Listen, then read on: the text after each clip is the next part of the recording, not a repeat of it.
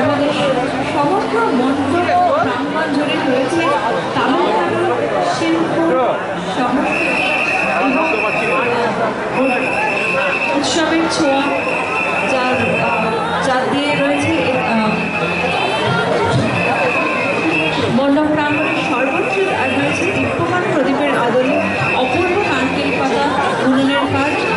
প্রদীপের চারধারে রয়েছে ভারতনাট্যম নৃত্যশিল্পীদের পোশাকের আদলে কাপড়ের এবং নারকেলের গুড়ির অপূর্ব খোদাই কাজ, যা মনে করিয়ে দেবে কুম্ভেশ্বর শিবের পার্বণকে।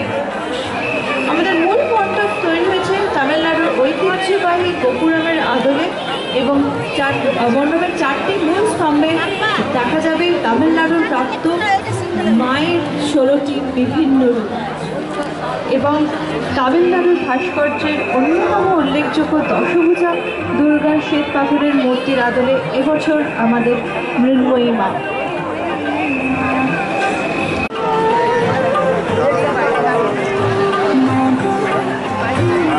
প্রথম স্থান আমরা পেয়েছি গর্জের প্রিয় পুজো 2000।